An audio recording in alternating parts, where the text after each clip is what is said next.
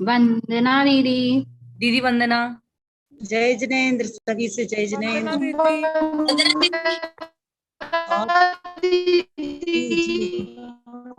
मोक्ष मार्गस्य नेतारं नेतारं कर्म भूभृत ज्ञातारं विस्तत्त्वानां तद्गुण लब्धये। बोले देवादिदेव 1008 श्री आदिनाथ भगवान की जय। 1008 श्री पार्श्वनाथ भगवान की जय। बोलिए देवादिदेव 1008 श्री महावीर भगवान की जय। बोलिए प्रशांत मूर्ति आचार्य श्री शांति सागर छाणी महाराज की जय। बोलिए परम पूज्य संत श्रोमणी आचार्य श्री विद्यासागर जी महाराज की जय।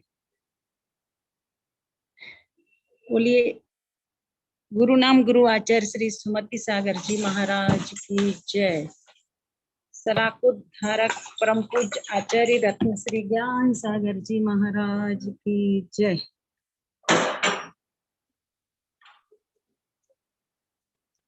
ओम ह्रीं जगत शांति कराय श्री शांतिनाथाय नमः।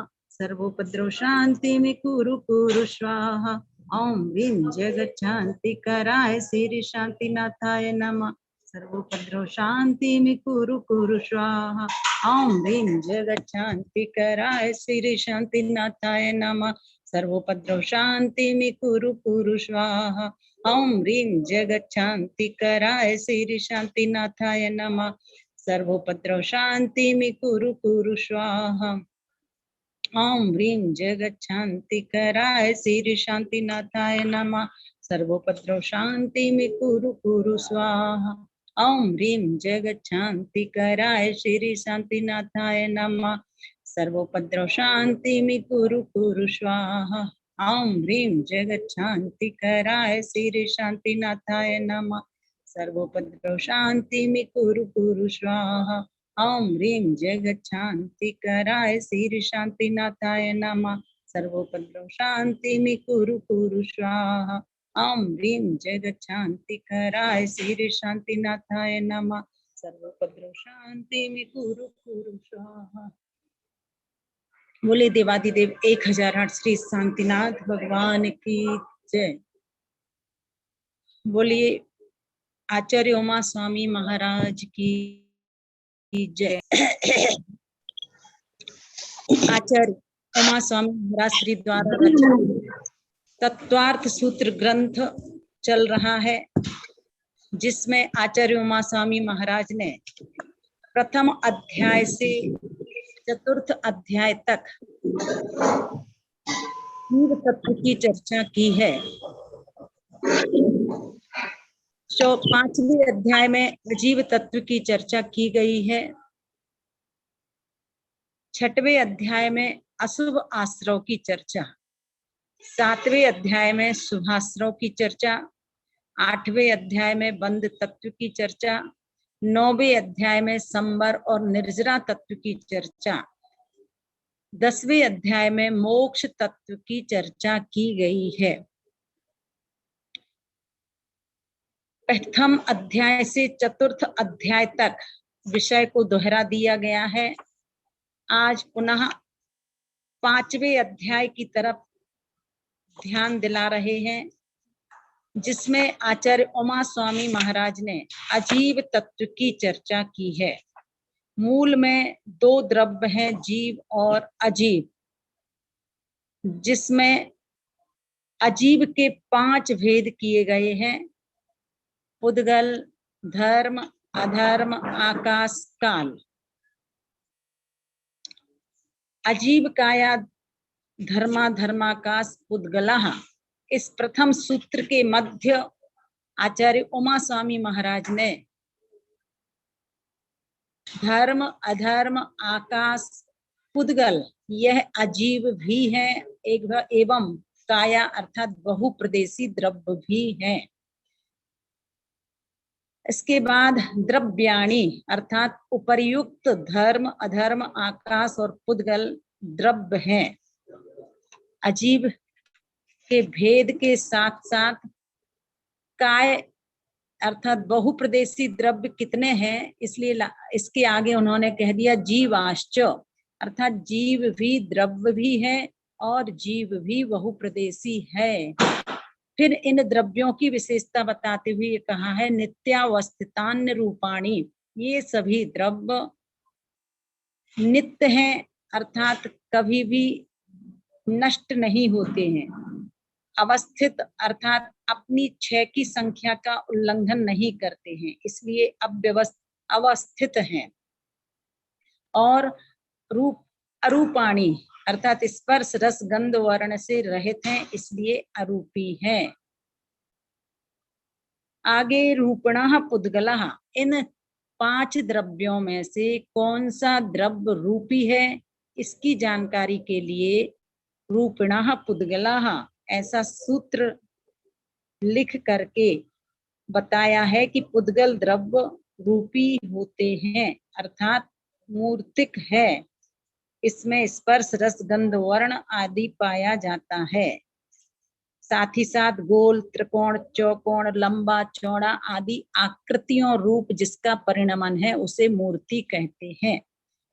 अब पुद्गल द्रव्य के समान क्या धर्मादिक प्रत्येक द्रव्य भी अनेक हैं, इस बात का ज्ञान कराने के लिए आगे का सूत्र कहा था आकाशादेक द्रव्याणि, अर्थात आकाश पर्यंत तक एक द्रव्याणि, एक एक द्रव्य हैं।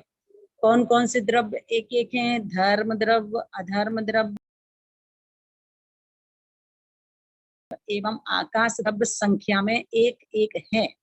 प्रत्येक द्रव्य की संख्या कितनी है, इसका मतलब जीव अनंतानंत है, जीव द्रव्य अनंतानंत है। इस संसार में जित्र भुवन में जीव अनंत, सुख चाहे दुख ते भयवंत। तो जीव द्रव्य अनंतानंत है, उद्गल द्रव्य भी अनंतानंत है। देखिए दीदी अनंत भेद है जी। दीदी जीव तो अनंत बताया था और उद्गल अनंत अनंत। सुनो, अनंत या अनंत अनंत बात वो ही है, परंतु उसमें भी बहुत अंतर है। अनंत के भी अनंत भेद हैं।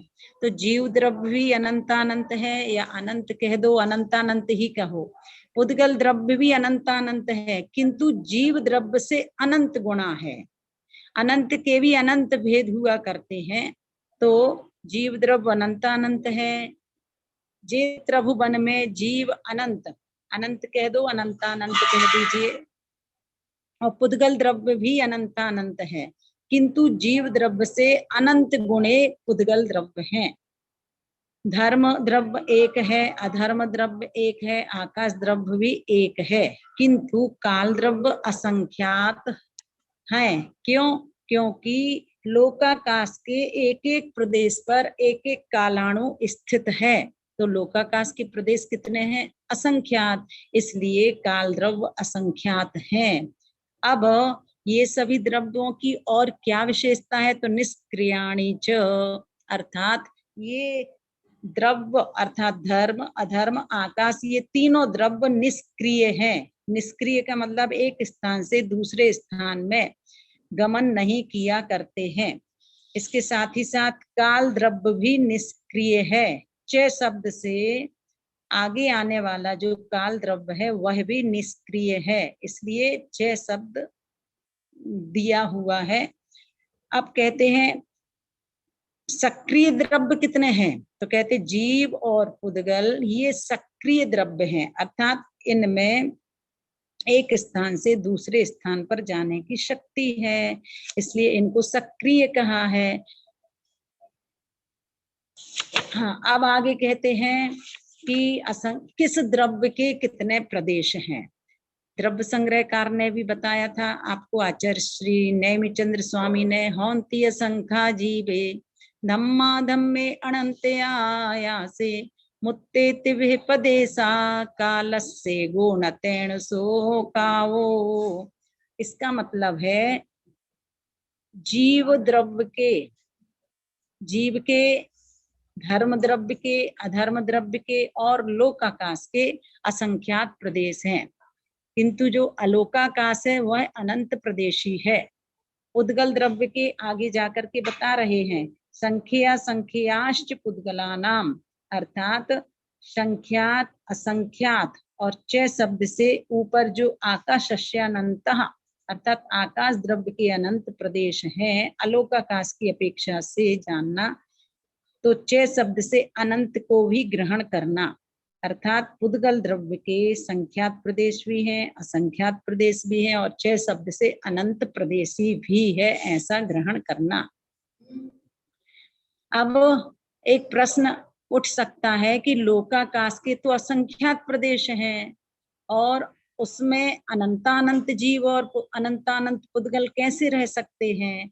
तो कहते हैं लोकाकाश के अंदर अवगाहन शक्ति है एवं पुद्गल के अणुओं में सूक्ष्म रूप से परिणमन होने की शक्ति है। जैसे दूध से भरा बर्तन है, उसमें एक बूंद भी डालोगे तो दूध बाहर आ जाएगा, किंतु उसमें थोड़ी थोड़ी शक्कर डाल दी जाए तो वह घुल जाएगी। अब उसमें धीरे धीरे राज करके दाने डाल दिए जाए तो वो भी समाहित हो जाते हैं। इसी प्रकार असंख्यात प्रदेशी लोक में अनंतानंत जीव पुद्गल समाहित हो जाते हैं। क्यों हो जाते हैं? तो ध्यान रखना, आकाश द्रव्य के पास अवगाहनत्व शक्ति है, अर्थात सबको आकाश के पास ऐसी शक्ति है सबको स्थान देने की। उदाहरण, एक कमरे में एक बल्ब का प्रकाश रहता है और वहां अगर हजारों बल्ब जला दोगे तो भी उसका प्रकाश उसी में समाहित हो जाता है।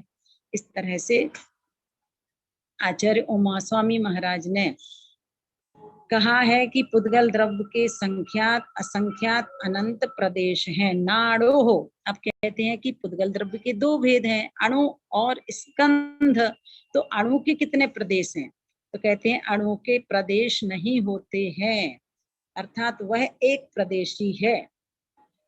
अणु किसे कहते हैं? अविभागी एक प्रदेशी पुद्गल द्रव्य को अणु कहो परमाणु कहो, एक ही बात है। अणु एक प्रदेशी है, इसलिए अणु अपने आप में काय नहीं कहलाता है, किंतु अणु के पास स्निग्ध रूक्ष गुण होने के कारण उसमें अनंत यानी कि वह कायवान हो जाया करता है, इसलिए परमाणु को उपचार से अस्थिकाय कहा गया है। पुद्गल परमाणु को उपचार से अस्थिकाय कहा है। अब इसके साथ ही साथ बताया गया है लोकाकाशेवगाहा, इन सभी द्रव्यों का अवगाह है लोकाकाश में है। ये सभी द्रव्य कहाँ रहते? क्योंकि लोक की परिभाषा क्या बताई है? जहाँ 6 द्रव्य रहते हैं वो लोक है, और लोक के बाहर जहाँ मात्र एक आकाश ही आकाश है वो अलोक कहलाता है।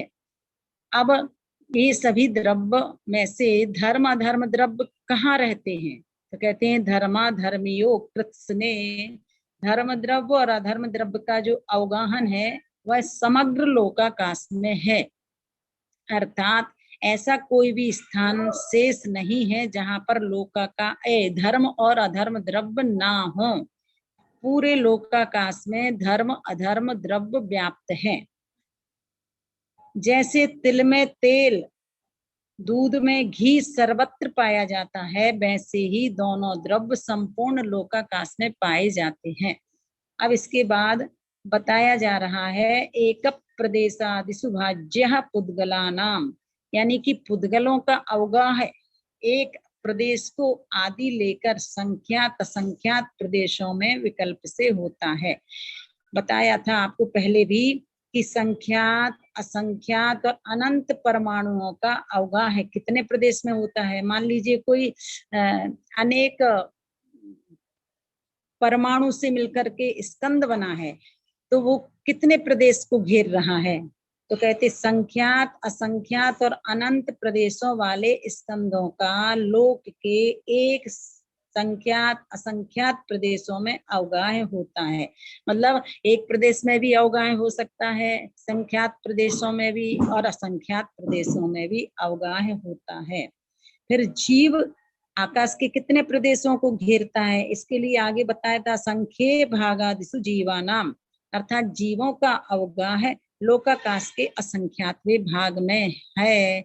इसमें भी आपको बताया था चाहे सूक्ष्म अवगाहने वाले जीव हों चाहे महामत्स्य की विशाल अवगाहना हो, वो भी आकाश के असंख्यातवें भाग को घेर रहा है। हम और आप सभी भी लोकाकाश के असंख्यातवें हिस्से में रह रहे हैं।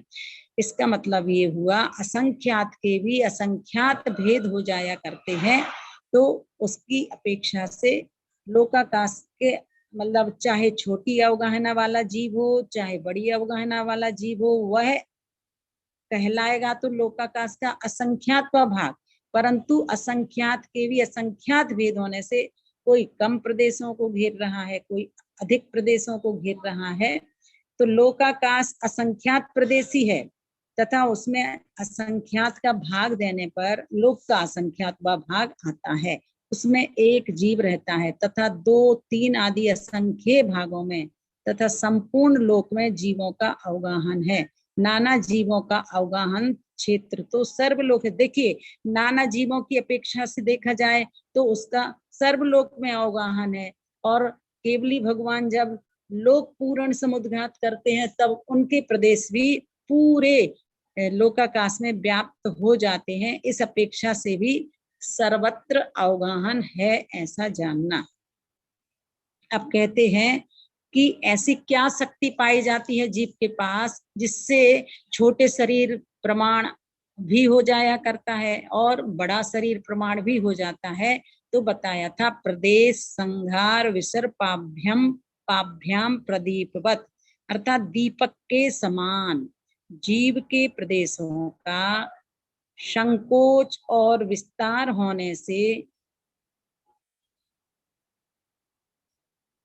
यह व्याख्या मतलब ठीक है कि जीव लोक के असंख्यातवें भाग में रह जाता है।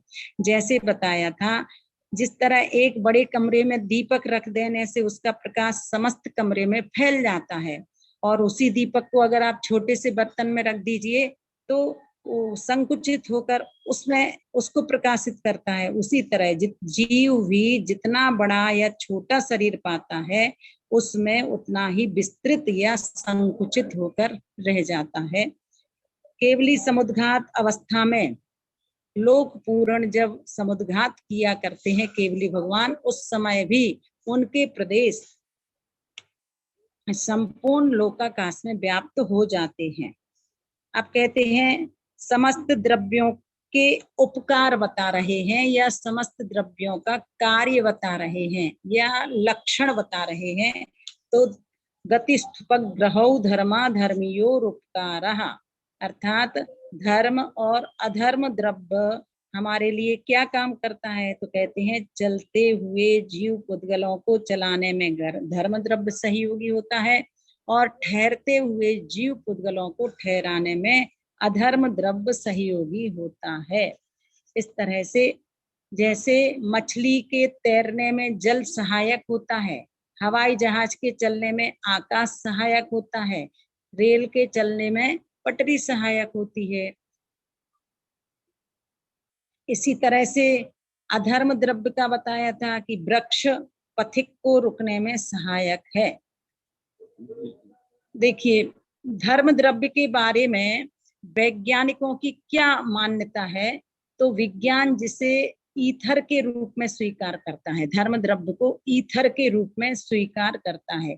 ईथर को अमूर्तिक, व्यापक, निष्क्रियता और अदृश्य के साथ साथ उसे गति का आवश्यक माध्यम मानता है। आइंस्टीन ने भी गति हेतुत्व को स्वीकार करते हुए कहा है, लोक परिमित है, लोक से आलोक अपरिमित है।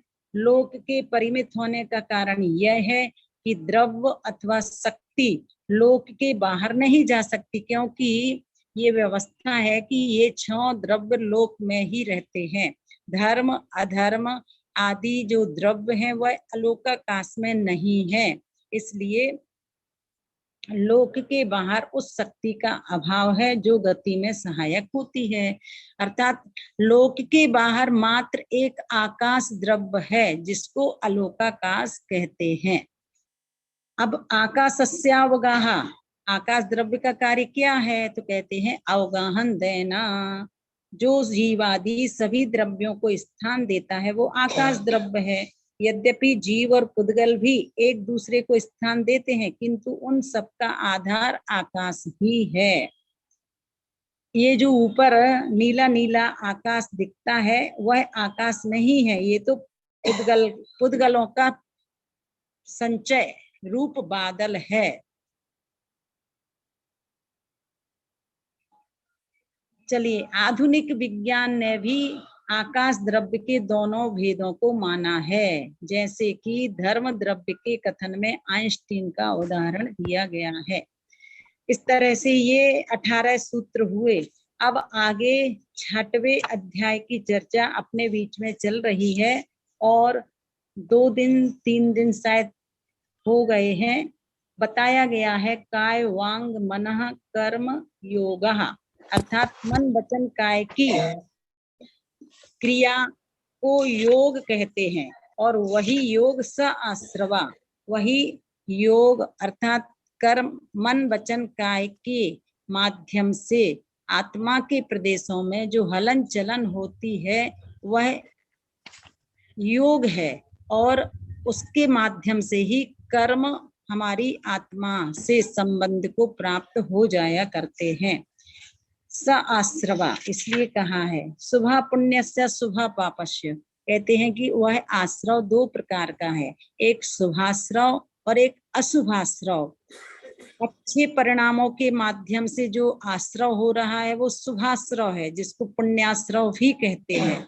यानी शुभ मन, शुभ वचन और शुभ काय की जो प्रवृत्ति है उसके माध्यम से जो कर्म आ रहे हैं वो पुण्याश्रव या शुभाश्रव है। और जो अशुभ मन, अशुभ वचन, अशुभ काय के माध्यम से पाप का आश्रव होता है उसको अशुभ आश्रव या पापाश्रव कहते हैं। इसके लिए आपको बताया गया था, मान लीजिए हिंसा करना, चोरी करना, कुसीद सेवन करना, ये सब अशुभ काय योग कहलाता है। और असत्य बोलना, कठोर वचन बोलना, असभ्य वचन बोलना, ये सभी अशुभ वचन है। और मन में ईर्ष्या, छल, कपट, संक्लेश परिणाम आदि रखना, ये अशुभ मनोयोग है। तथा इनसे विपरीत शुभ काय योग, शुभ वचन योग एवं शुभ मनोयोग होते हैं। तो अशुभ मन वचन काय की प्रवृत्ति से अशुभाश्रव होता है या पापाश्रव होता है, और शुभ मन वचन काय की प्रवृत्ति से पुण्याश्रव या शुभाश्रव होता है। इस प्रकार आश्रव के 2 भेद बताए गए हैं। अब आगे भी आश्रव के पुनः स्वामी की अपेक्षा से 2 भेद बताए गए हैं। शकशाया कषायो शाम पराई केरिया पथियो, अर्थात सकषाय कषाय सहित जीवों के सांप्रदायिक आश्रव होता है और अकषाय अर्थात कषाय रहित जीवों के ईरिया पथ आश्रव होता है। कषाय कहाँ तक होती है? तो 10वें गुण स्थान तक होती है। तो प्रथम गुण स्थान से 10वें गुण स्थान तक सांप्रदायिक आश्रव होता है और 11वें 12वें 13वें गुण स्थान में ईरिया पथ आश्रव होता है। इस प्रकार से आश्रव के पुनः 2 भेद बताए गए हैं। अब बताया था सांप्रदायिक आश्रव के कितने भेद हैं? तो सांप्रदायिक आश्रव के 39 भेद बताए थे। 5 इंद्रियां, 4 कषाय, 5 अव्रत और 25 क्रियाएं। ऐसे पूर्वस्य भेदा, ये सांप्रदायिक आश्रव के भेद अर्थात मतलब भेद जानना चाहिए। अब आगे बताया गया था कि क्या प्रत्येक व्यक्ति के एक सा कर्म का बंध होता है? नहीं। जिस व्यक्ति के जैसे तीव्र, मंद, ज्ञात, अज्ञात आदि परिणाम होते हैं उसके अनुसार प्रत्येक व्यक्ति के कर्म बंधन में, आश्रव में अंतर आ जाया करता है। जैसे बताया था, तीव्र भाव अर्थात कषाय की तीव्रता है तो कर्म अधिक बंधेंगे, कषाय की मंदता है तो आश्रव कम होगा, ज्ञात भाव होने पर आश्रव अधिक होगा, अज्ञात अर्थात हमारे लिए किसी की जानकारी नहीं थी और फिर हम कोई कार्य कर रहे हैं तो आश्रव कम होगा। परंतु अगर हमें जानकारी मिल गई है कि अमुक चीज को खाने से जीवों की हिंसा आदि आदि होती है, या यह चीज अच्छी नहीं है, इसके खाने में दोष ज्यादा लगता है, और फिर अगर हम खाते हैं, चूंकि व्यक्ति की आसक्ति इतने जल्दी छूट जाए यह संभव सा नहीं होता है। कल एक बात बताई थी ना कि एक पंडित जी ने कहा, एक व्यक्ति जब साबूदाना खा रहा था तो पंडित जी ने कहा कि ये साबूदाने जो बनते हैं वो शकरकंद को सड़ा कर के बनाया जाता है,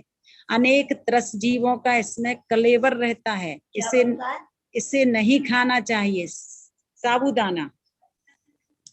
तो वह व्यक्ति जिसको बहुत अच्छे लगते थे साबूदाना खाना, वह कहते हैं यह सब झूठ है। तो पंडित जी साहब ने फिर क्या कहा कि अगर आपको विश्वास नहीं है तो सेलम में जाकर के जहाँ बनता है वहां जाकर के देखिएगा। और जब वह व्यक्ति सेलम जाकर के देखता है तो वास्तव में जैसा पंडित जी साहब ने बताया था उसी विधि से बनते हैं, ऐसा जान करके भी वह छोड़ नहीं पा रहा था। तो ऐसे समय में उसको अधिक आश्रव होगा। ज्ञात होने पर अगर खाते हैं तो अधिक आश्रव होता है। अब जैसे मान लीजिए किसी को पता है कि अमुक वस्तु खाने में जीवों की हिंसा अधिक होती है, और फिर वो स्वयं तो नहीं खा रहा है पर मजबूरी के लिए परिवार के लोगों आदि को बनाना पड़ जाता है, तो पहले अज्ञानता से अधिक आश्रव होता था, अब ज्ञात होने से कम आश्रव होता है। अधिकरण की अपेक्षा से भी अंतर आ जाता है। जैसा कि कल बताया गया था कि आप अगर अच्छे कपड़े पहन करके अच्छे बर्तनों में अच्छी सामग्री के साथ पूजन करोगे तो आपके परिणाम अधिक निर्मल होंगे, और अगर मैली धोती दुपट्टा आदि या वस्त्र पहन करके टूटे फूटे चावलों से टूटे फूटे बर्तन में पूजन करोगे तो उससे आपके परिणामों में उतनी निर्मलता नहीं रहेगी। हर चीज का प्रभाव पड़ता है। बेनाडा जी साहब ने एक बार बताया था कि एक बार आर के मार्बल वाले सोने के बर्तनों से पूजन कर रहे थे, तो मैंने भी कहा कि मैं कर लूं क्या आपके साथ। तो बोले मुझे उस दिन बहुत अच्छा लगा सोने के बर्तनों में पूजन करके। तो द्रव्य क्षेत्र काल भाव का प्रभाव भी पड़ता है। इसलिए आप कह सकते हो कि दीदी मान लीजिए उत्कृष्ट सामग्री भी है, उत्कृष्ट द्रव्य भी है और बर्तन आदि आदि भी है, और अगर हमारे भाव उत्कृष्ट नहीं है तो फिर क्या। तो कहते हैं कि उत्कृष्ट भाव अगर है तो ही पुण्य का आश्रव अधिक होगा। और सामग्री तो आपने बहुत अच्छे से सजा ली, अच्छे सोने चांदी के बर्तनों में आपने सामग्री रख दी, परंतु भाव आपके नहीं लग रहे हैं, भाव उत्कृष्ट नहीं है, तो भी आपके जीवन में पुण्य का आश्रव कम होगा। इसलिए कहा गया है कि जैसे उत्कृष्ट सामग्री के साथ उत्कृष्ट बर्तनों में आप पूजन करते हो तो उत्कृष्ट भावों की इस आवश्यकता होती है, इसलिए भावों को उत्कृष्ट बनाने का प्रयास करो। वीर्य के अनुसार, शक्ति के अनुसार भी आश्रव में अंतर आ जाता है। जैसे सैनी पंचेंद्रिय जीव अधिक कर्म का बंध करेगा और एकेंद्रीय जीव उतना कर्म का बंध नहीं करेगा। इस तरह से इन परिणामों से आश्रव में विशेषता आती है। अब देखिए अधिकरण को किस तरह से विभक्त कर रहे हैं दो भेद में। अधिकरणम जीवा जीवा, आश्रव के दो अधिकरण हैं, अर्थात जीव का आधार लेकर के भी आश्रव होता है और अजीव का आधार लेकर के भी आश्रव होता है। अब जीव के किन परिणामों से आश्रव होता है, जीवाधिकरण के भेद दिखाने के लिए आगे का सूत्र कहते हैं। आप सभी आलोचना पाठ में भी पढ़ते हैं कि हमारे द्वारा दिन भर में 108 द्वारों से कर्म का आश्रव होता है, और किस तरह से उन पाप का आश्रव को रोकना है, तो 108 दाना माला में होते हैं। तो उसी बात को आगे बता रहे हैं। आद्यम समरंभ समारंभारंभ योग कृतकारितानुमत कषाय विशेषै त्रिस त्रिस त्रिस चतुश्चैतसः। देखिए फिर से उच्चारण कर लें। आद्यम समरंभ समारंभारंभ योग कृतकारितानुमत कषाय विशेषै त्रिस त्रिस त्रिस चतुश्चैतसः। इस प्रकार से आद्यम अर्थात पहला जीवाधिकरण, पहला जो भेद है वह जीवाधिकरण है। तो आद्यम अर्थात आदि का जो जीवाधिकरण है उसके किस तरह से भेद होते हैं उसको बता रहे हैं। तो सबसे पहले समरंभ, समारंभ, आरंभ, ये 3 ले लेना, इनकी परिभाषा अभी बताई जाएगी। फिर योग मन वचन काय, फिर कहते हैं कृतकारित अनुमत अर्थात कृतकारित अनुमोदना, कषाय विशेषै अर्थात कषाय विशेषों के द्वारा। एक क्रम से कितने कितने भेद हो गए, तो समरंभ, समारंभ, आरंभ ये 3, फिर योग 3, फिर कृतकारित अनुमोदना 3 और कषाय 4। इस प्रकार से एक एक के साथ होते हुए एक एक के साथ होते हुए 108 भेद वाला है। अब ये कैसे हो जाते हैं एक एक के साथ होते हुए 108 भेद, तो परस्पर में एक दूसरे का गुणा कर दीजिएगा तो फिर ये 108 भेद हो जाते हैं। अब थोड़ा सा हम आपको बता देते हैं कि किस तरह से 108 भेद हो जाते हैं। देखना क्रम से लगाना। सबसे पहले अपन परिभाषा समझ लेते हैं। समरंभ अर्थात अपने मतलब कोई भी अच्छा बुरा कार्य अगर आप कर रहे हो तो सबसे पहले जो आप लक्ष्य बनाते हो इंटेंशन, तो प्रमादी जीवों का प्राणों की हिंसा आदि कार्य में प्रयत्नशील होना, अर्थात सबसे पहले मन में लक्ष्य बनाना, ये तो हो गया समरंभ। और लक्ष्य के अनुसार सामग्री एकत्रित करना, ये समारंभ। और लक्ष्य के अनुसार फिर उस कार्य को शुरू कर देना, ये आरंभ कहलाता है।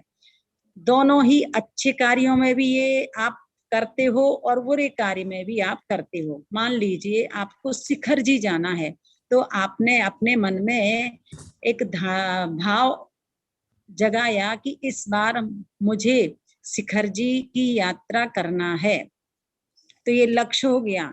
अब जब आपका रिजर्वेशन आदि आदि हो गया हो, तो फिर आप जब 1-2 दिन रह जाते हैं तो क्या करते हो, आप अपनी तैयारी शुरू कर देते हो, तो वो समारंभ।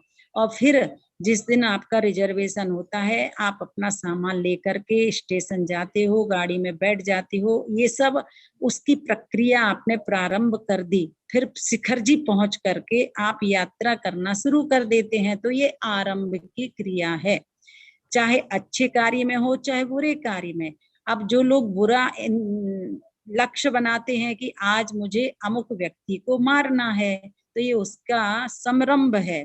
फिर मारना किस दिन है, उसके 1-2 दिन पहले वह सामग्री आदि एकत्रित करेगा, और फिर जिस दिन का उसने सोचा है वह उस दिन अगर उसको मारना शुरू कर देता है तो वो आरंभ है।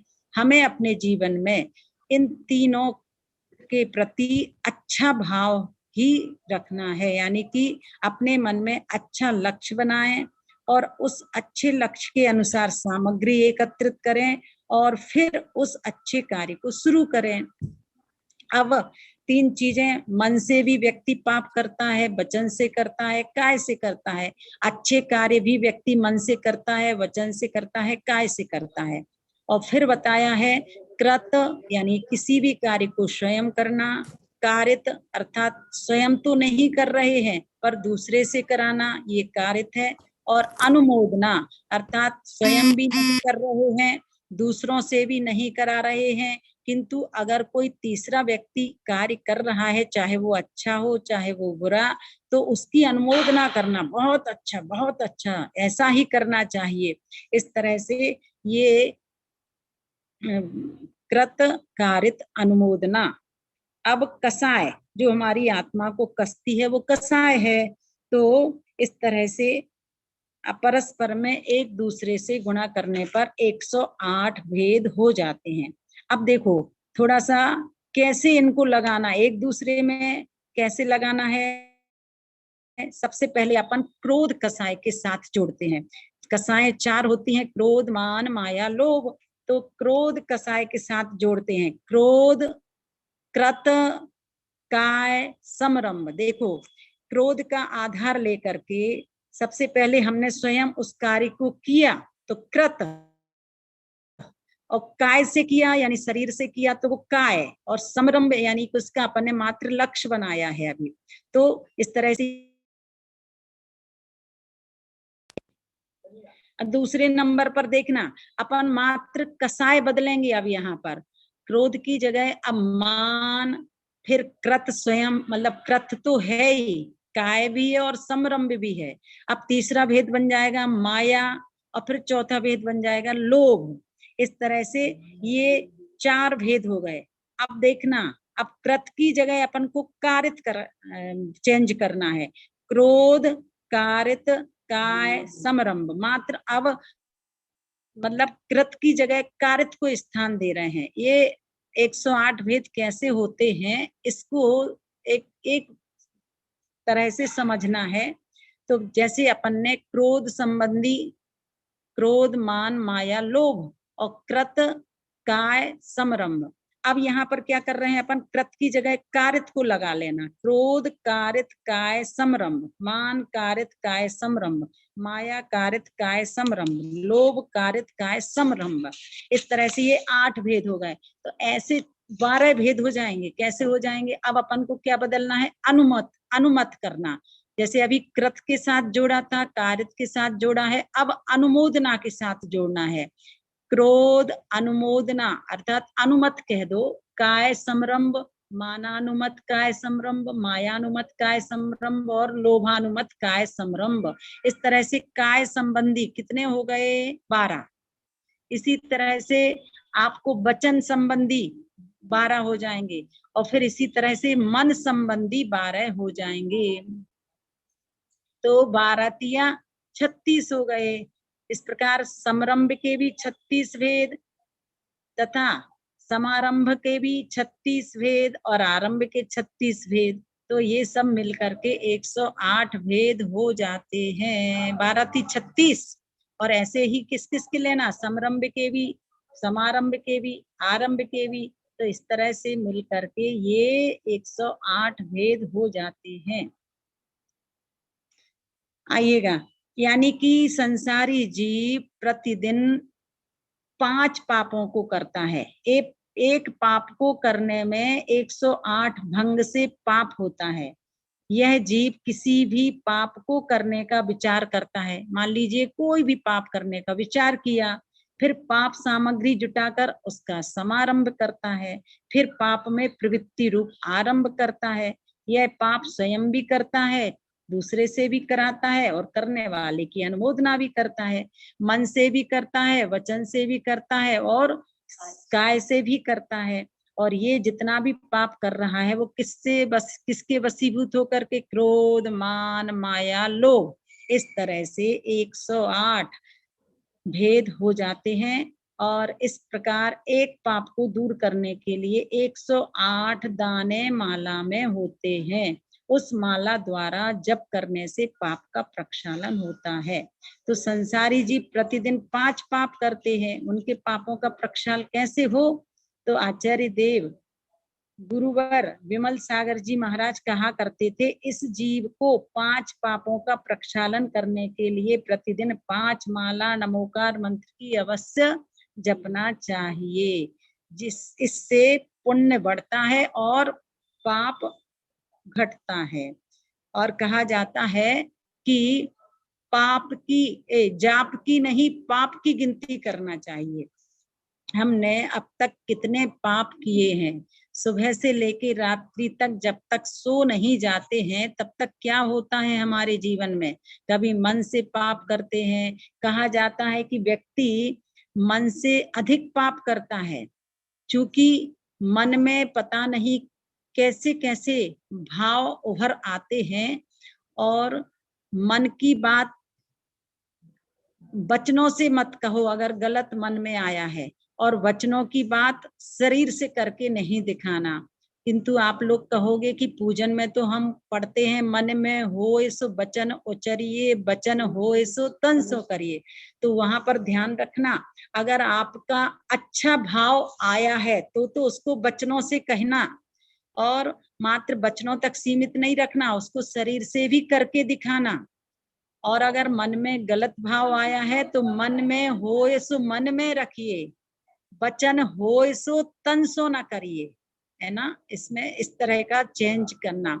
अन्यथा सभी लोग यही कहते हैं कि मायाचारी कहलाएगी, आपके मन में कुछ और है, वचनों में कुछ और है, शरीर से कुछ और कर रहे हो। तो वास्तव में यहाँ पर आचार्य कहते हैं कि मन में अगर अच्छा भाव है, मान लीजिए सम्मेद शिखर जी जाने का, दान देने का भाव है, पूजन करने का भाव है, तो उसको मात्र मन तक सीमित नहीं रखना, उसको तो वचनों से कहना प्रारंभ कर देना कि देखो मैं अभी तक शिखर जी नहीं गई हूँ, इसलिए मेरा मन है कि इस बार मैं शिखर जी जरूर जाऊंगी। और उसके बाद वचनों से भी कहना शुरू कर दिया। अब मात्र वचनों तक सीमित नहीं रखना, फिर शरीर से भी करके दिखाना है। जब पर्युषण पर्वराज आने की को होते हैं तो कई महिलाएं 1 महीना पहले से 2 महीना पहले से अपना मानस बना लिया करती हैं, इस बार हम 10 लक्षण के व्रत करेंगे, उपवास करेंगे, अन्न नहीं लेंगे, खाली पानी आदि लेंगे। तो देखिए ये मात्र मन तक सीमित नहीं रखना, उसको कहना शुरू कर देना, और कहने के साथ साथ फिर जब पर्युषण पर्व आए तो एक एक दिन का अपना संकल्प लेकर व्रत की आराधना करना।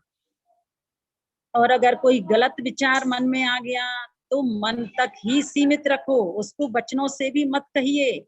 जैसे मान लो किसी के साथ आपका मन हुआ गलत आचरण करने का, तो अगर मन में आया तो कहते हैं आचार्य मन तक ही सीमित रखो, उसको वचन से मत कहना। और अगर वचन से कदाचित कह भी दिया तो शरीर से करके मत दिखाना। तो ये चीज हमें समझना है कि अच्छे कार्यों के लिए तो आचार्यों ने कहा मन में होए सो वचन उचरिए, वचन होए सो तन सो करिए। अब आगे अजीवाधिकरण का लक्षण, यानी कि अजीव के आधार से जो कर्म के आश्रय में अंतर आता है उसको भी आगे बताया जाएगा। अब 6वें अध्याय को आचार्य उमा स्वामी महाराज ने वैसे बहुत अच्छी तरह से व्याख्यायित किया है। आश्रव के अधिकरण का तो वर्णन किया है, परंतु अधिकरण का स्वरूप क्या है, वह अधिकरण कितने प्रकार के हैं। तो 2 प्रकार के अधिकरण हैं। आधार को अधिकरण कहते हैं, और जीव के आधार से भी कर्म के आश्रव में अंतर आता है, और अजीव के आधार से भी कर्म के आश्रव में अंतर आता है। अब देखिए यहाँ तक तो 108 द्वारों से जो हम पाप करते हैं उसका वर्णन किया है, ये तो सभी को समझ में आ ही गया है। और वास्तव में जिस समय माला फेरने बैठते हैं उस समय अपने मन को स्थिर करने का प्रयास करना चाहिए। आचार्यों ने कहा है अगर माला के दाने में एक दाने में भी हमारा मन स्थिर हो गया तो असंख्यात गुणी कर्मों की निर्जरा उस समय हमारे द्वारा हो जाया करती है। तो देखिए सहज में ही जब असंख्यात गुणी निर्जरा बिना तपस्या किए बिना उपवास किए हो जाया करती है, तो हमें माला फेरते वक्त मन को स्थिर करने का प्रयास करना। अब यही समस्या हर किसी के सामने है कि मन स्थिर नहीं होता है, तो मन को स्थिर करने के लिए क्या प्रयास करना चाहिए? तो पहले भी हमने आपको कई तरह की मालाओं के तरीके बताए थे। सबसे पहले तो बताया था कि माला के सहारे माला फेरना, दूसरे नंबर पर माला को चौकी पर रख करके माला फेरना, तीसरे नंबर पर हाथों के सहारे माला फेरना, चौथे नंबर पर माला अंगुलियों का बिना संचालन किए माला फेरना, पांचवें नंबर पर घड़ी के सहारे माला फेरना, और छठवें नंबर पर बताया था अपने हृदय कमल में जो द्रव्य मन की रचना बताई गई है, तो हृदय कमल में अष्टपंखुड़ी वाले कमल की रचना करके फिर माला फेरना।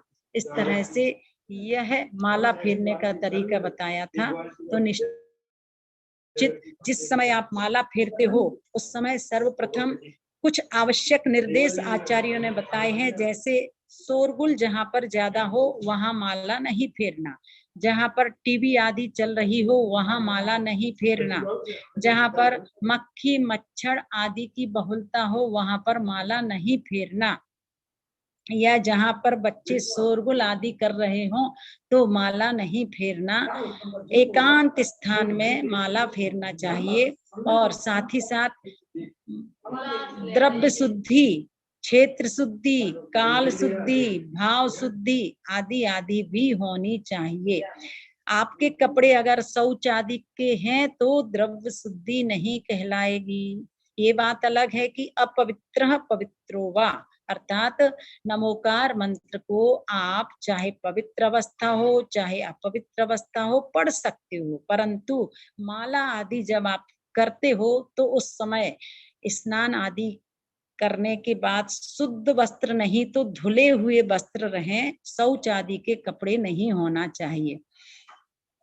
अब इसके साथ ही साथ बताया था जब आप माला फेरते हैं तो अपने हाथों को इस तरह से 3 बार आवर्त की क्रिया कहलाती है करके उस समय अपने मन में एक भावना जगाते हैं कि हे भगवान, मन से, वचन से, काय से मैं इस माला को फेरने का प्रयास करूंगा।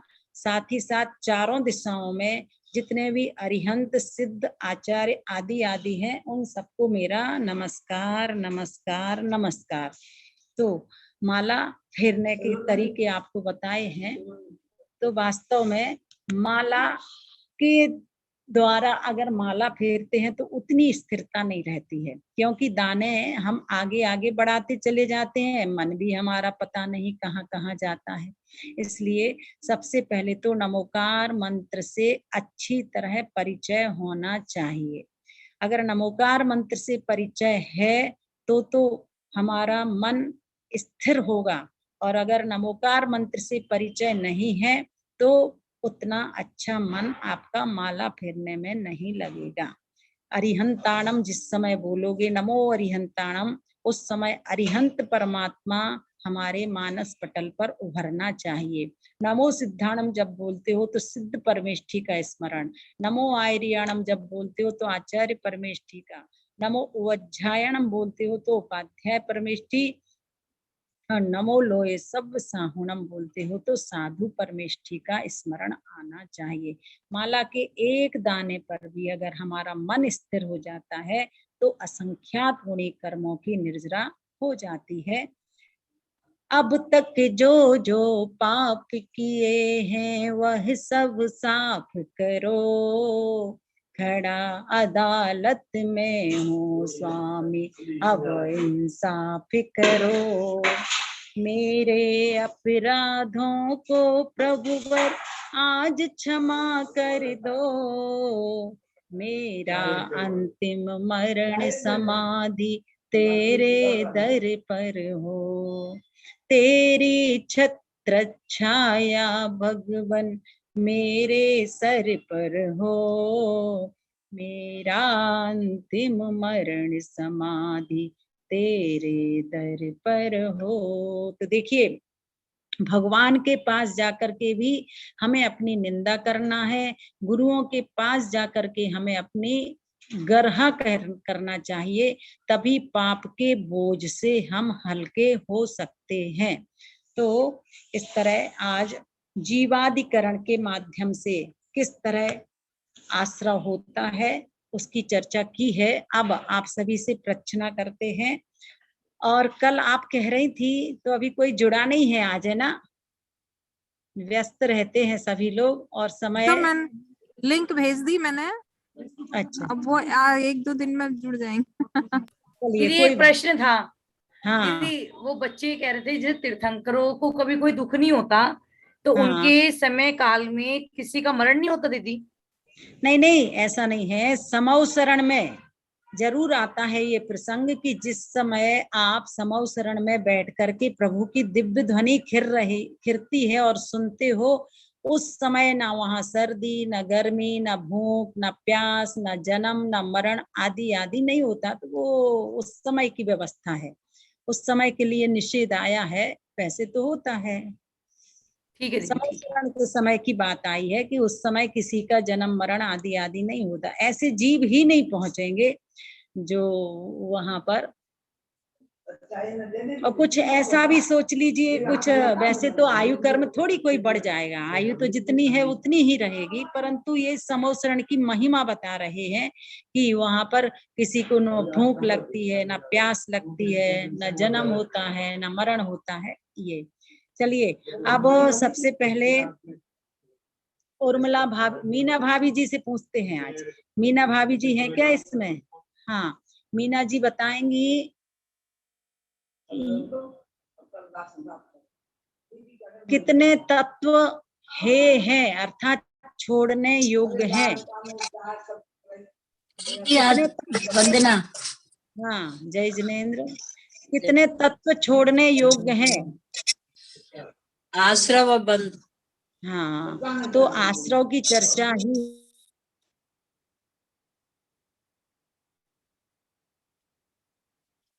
दीदी आवाज नहीं आ रही।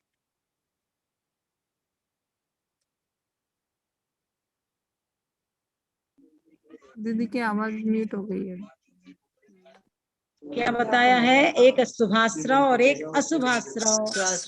अच्छे मन वचन काय की परिणति से शुभाश्रव होता है और पाप रूप प्रवृत्ति से, पाप रूप वचनों से, पाप रूप सोच से अशुभ आश्रव अशुभ आश्रव होता है।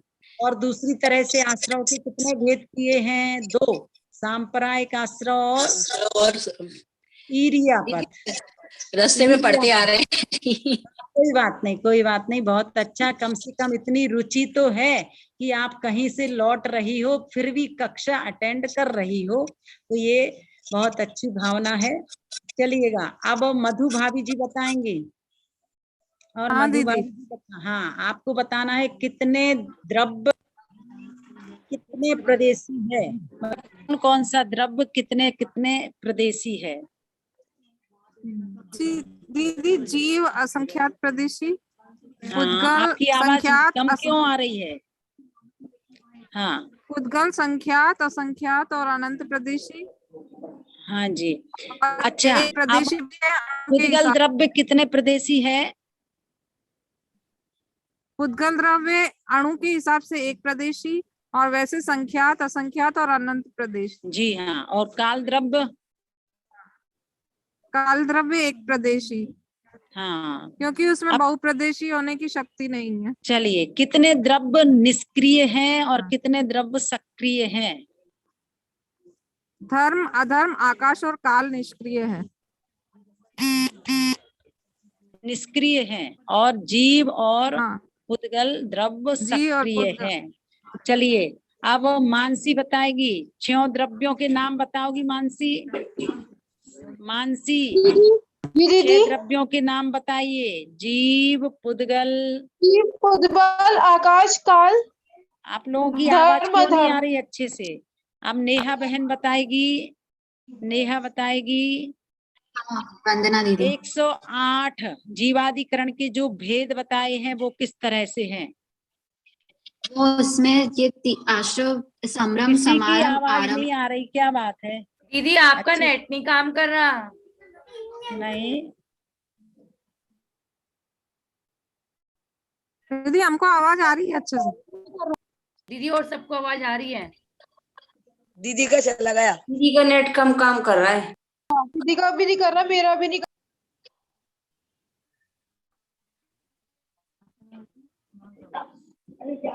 नेहा बहन दीदी आपका नेट चला गया था। क्या हुआ? दीदी आपका नेट चला गया था इसलिए आवाज नहीं आ रही थी। हमारा हाँ हाँ, दीदी संभ्रम, समारंभ, आरंभ इन 3 तरीकों से होता है और मन वचन काय से होता है और वो प्रकारित और अनुमोद और चारों कषायों से होता है। तो इनको आप गुणा करते हैं तो 108 आता है। अब जैसे कि कोई भी एक कषाय ले ली तो वो और काय ले लिया तो वो संभ्रम होगा उसका और कृत, ऐसे करके उसको आपस में सबको गुणा करेंगे तो 108 आ जाता है।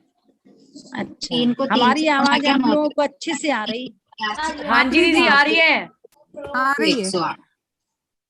आपको एक दूसरे की आवाज सही सुनाई दे रही? हाँ जी दीदी। हाँ, अच्छा, चलिए कोई बात नहीं। रहा। अब भावना बहन बताएंगी और भावना बताएगी कि पुद्गल द्रव्य के भेद कितने हैं।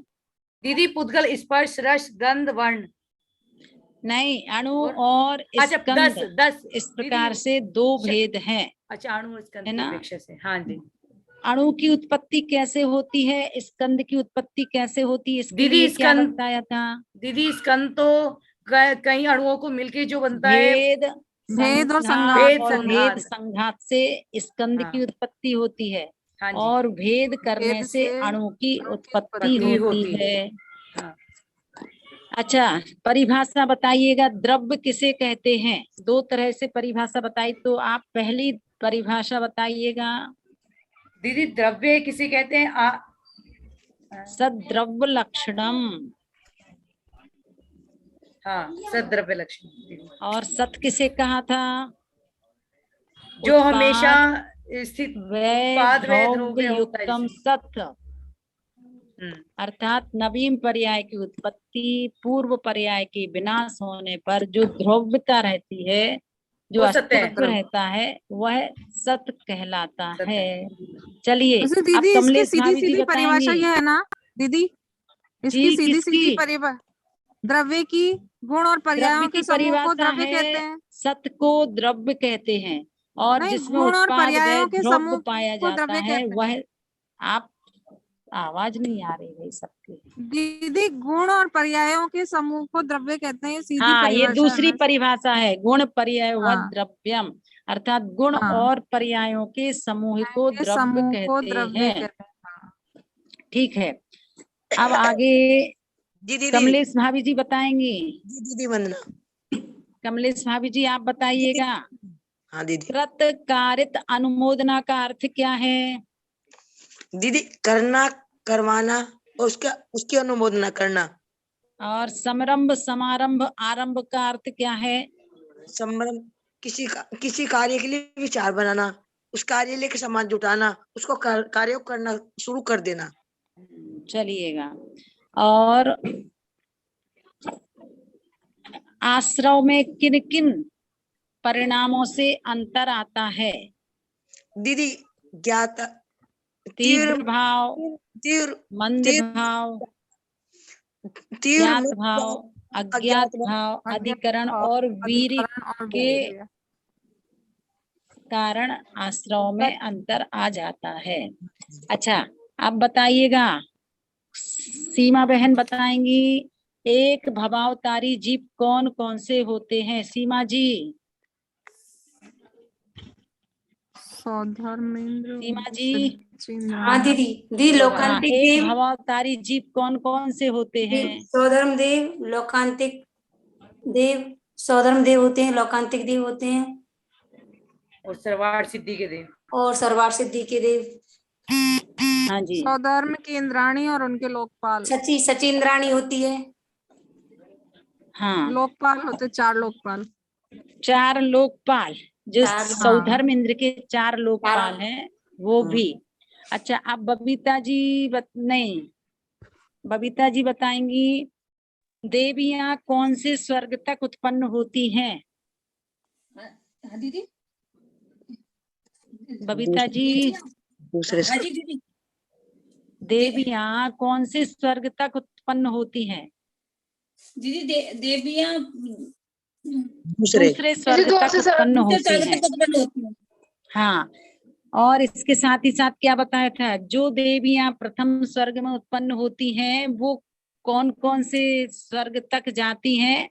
तीसरे, पांचवे, सातवें, नौवें, 11वें, 13वें और 15वें स्वर्ग तक जाती हैं। और जो दूसरे स्वर्ग में उत्पन्न देवियां हैं वो चौथे, छठवें, 8वें, 10वें, 12वें, 14वें स्वर्ग में जन्म लेती हैं, मतलब जाती हैं। जन्म तो दूसरे तक ही होता है। अच्छा, अब इसके बाद बताया था वो बताएंगी सविता भाभी जी। हाँ, सविता भाभी जी बताएंगी वंदना। सौधर्म ऐसान स्वर्ग में जो मानस स्तंभ में स्थित पिटारे हैं, हाँ जी। तो उन पिटारों में जो वस्त्र आभूषण आदि होते हैं तो वो कौन से क्षेत्र के तीर्थंकरों के लिए होते हैं? क्षेत्र के तीर्थंकरों के लिए जी। मतलब भरत और ऐरावत क्षेत्र के तीर्थंकरों के वस्त्राभूषण आते हैं जी। रहते हैं उसमें। हाँ दोनों जी। तरह से प्रश्न का उत्तर आना चाहिए। आपसे अगर पूछा जाए कि भरत ऐरावत क्षेत्र के तीर्थंकरों के लिए वस्त्राभूषण कहाँ से आते हैं, तो आपको बताना होगा सौधर्म ऐसान स्वर्ग में जो मानस स्तंभ है उसमें जो पिटारे हैं उसमें रखे रहते हैं। और अगर पूछा जाए कि पूर्व विदेह और पश्चिम विदेह के तीर्थंकरों के वस्त्र कहाँ से आते हैं, तो क्या कहोगे? जो तीसरे और चौथे स्वर्ग के मानस स्तंभ हैं उनमें से आते हैं, उनमें जो पिटारे हैं।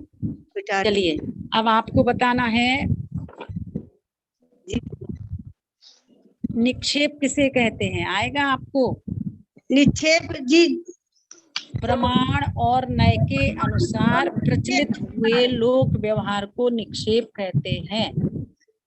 जो प्रमाण और नय के, हाँ, प्रमाण और नय के अनुसार प्रचलित हुए लोक व्यवहार को निक्षेप कहते हैं। अब इसमें एक सुमन जी है। कौन है सुमन जी? जी सुमन जी है क्या? क्यों मधु भाभी, आप परिचित हैं क्या सुमन जी से? चलिए, समय हो चुका है इसलिए आज विराम देते हैं। वाणी के ज्ञान ते सूझे लोकालो, सो वाणी मस्तक नमो सदा देती ही दो। हे जिन वाणी भारती तो ही जपू दिन रैन, जो तेरी शरणा गहे सो पावे सुख चैन। देव भजू अरिहंत को गुरु सेवा निर्घन, दया धर्म पालो सदा यही मोक्ष का पन। सब मंत्रों में श्रेष्ठ है महामंत्र नवकार, इसीलिए सब मिल पढ़ो महामंत्र 9 बार।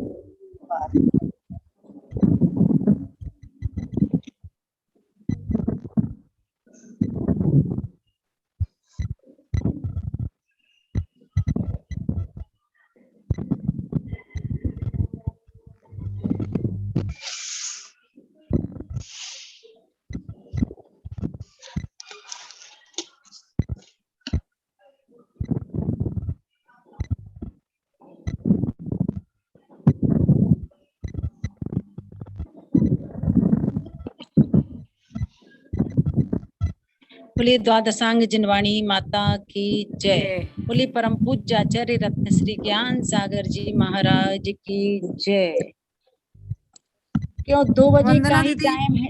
2 वंदना दीदी, बजे का ही टाइम रखना है या 2 बजे का दिन में? ये 2 बजे का रख लीजिएगा। दीदी 2 बजे का सही है।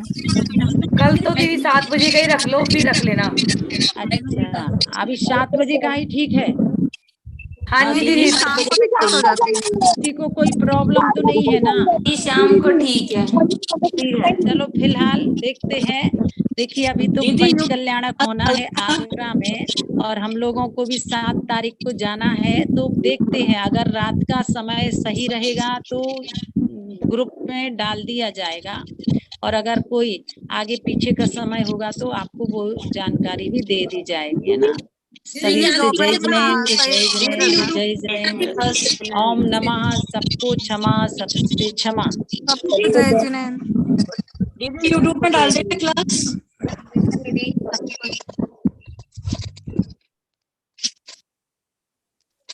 ज्ञान चीज के दोनों ग्रुप में आता ही नहीं मैसेज।